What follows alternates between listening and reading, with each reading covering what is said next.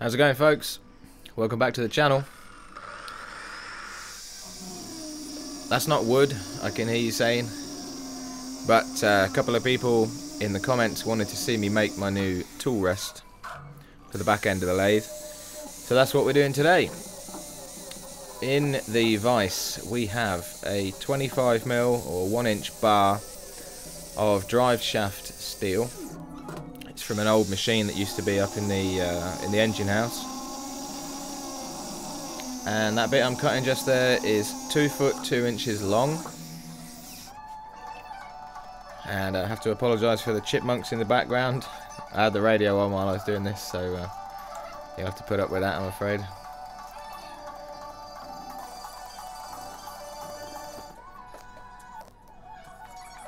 So I'm just using the welded magnets there to get it nice and square.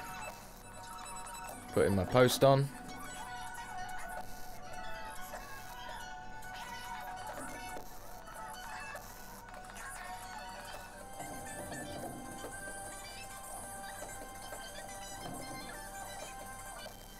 Spent quite a long time welding it.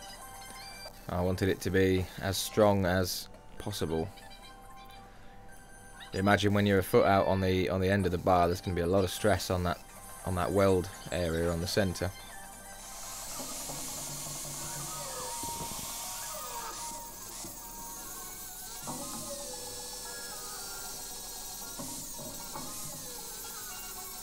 So I cleaned back the weld a few times and then put some more weld over the top just to make doubly sure. I'm not the best welder in the world, so you'll have to put up with the shoddy welding, but I always go for the more is more approach to welding.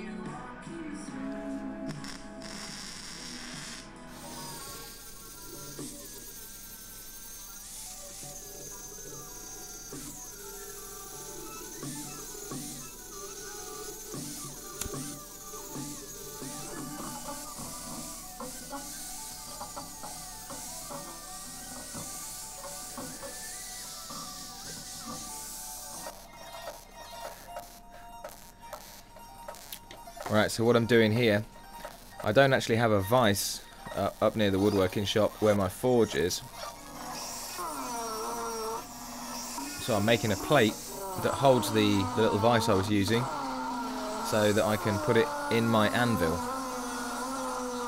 which is right next to the forge.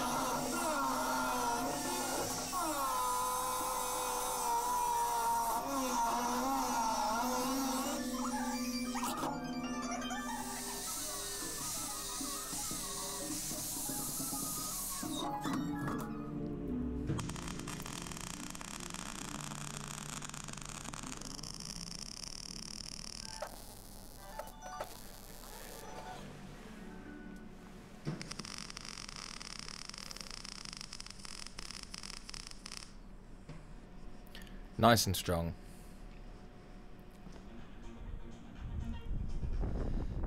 It's a lovely day in England. Blowing a gale. You can see that's my homemade forge. When I first started this channel, there was going to be a lot more of the forging type stuff going on. I used to watch a lot, well I still do watch a lot of Alex Steele's videos, and he was a big inspiration for me starting this channel in the first place. So I made myself a forge. It's got a grain blower on the bottom. They're 2 steel rims from a Subaru Justy, packed with dense castable refractory cement. The big hole in the middle, and yeah, takes a while to get the forge hot. It's a coal forge, obviously.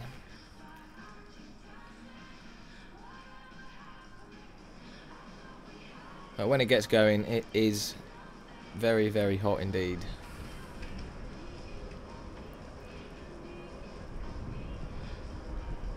Obviously, that's a big lump of steel going in there, so it takes a while to heat that steel up.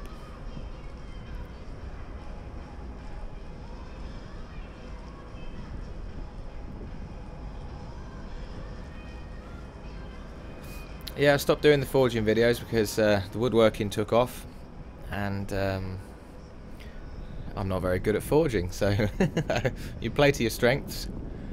But I thought I can't call myself Will Makes Everything if all I do is turn bowls, so I thought I'd do this video for you. So that's the steel gone in the fire, and the first thing we're going to do is put a bend on the post.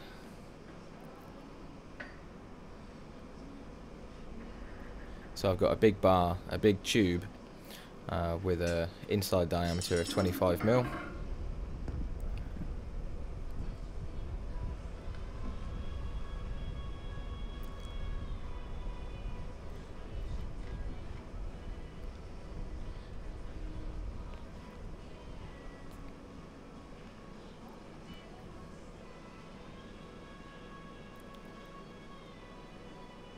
I'm making that look like hard work, aren't I? But it was actually pretty easy to bend.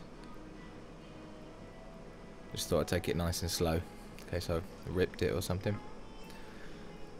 So now I've got the first of the bends in the actual tool rest going on.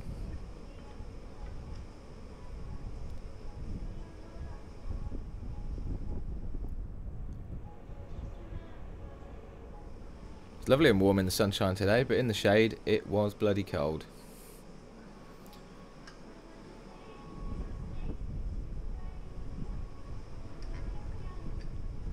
So I haven't measured anything at all. I've just done it all by eye, and we'll see how well it comes out at the end. So I had to refill the forge 4 times in total.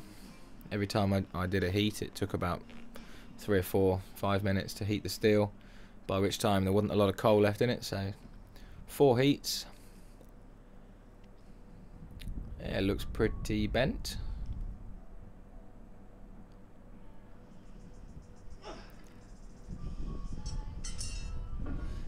I did a test fit and it was a bit too high, so I needed to make it almost 90 degrees, just shy of 90, just to lower the top bar down a bit.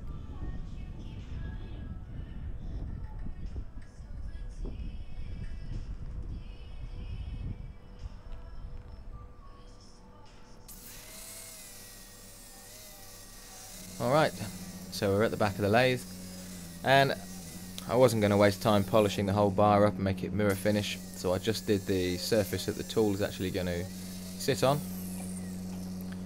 Took the flappy pad, that's a 60 grit flat pad gone on there, and on top of the lathe there you can see a Scotch-Brite pad.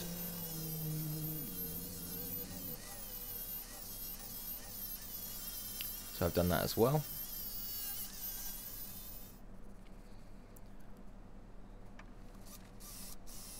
Now I've got a WD-40 on the bar and a 240 grit pad in the disc sander, and then I changed that out for an 800 grit, 1,000 grit maybe, something like that.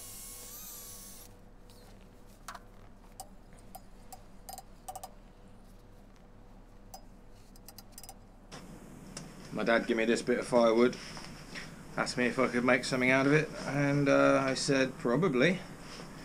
So we're going to test out this new tool rest on this weird looking thing.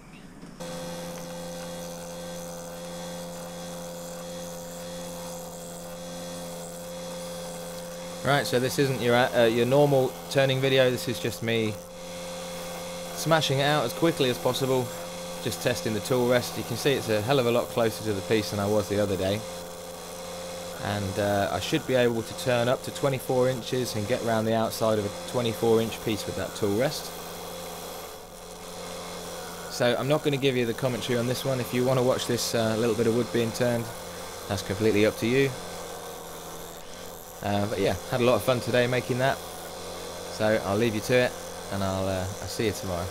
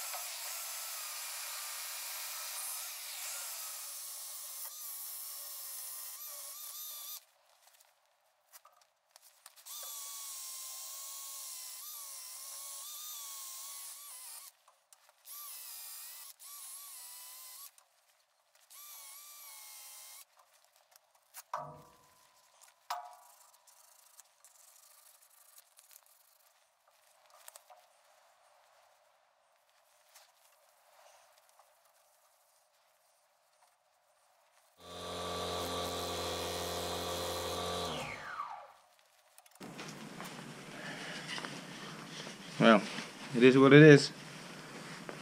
Just threw it together just to test the Toolrest, so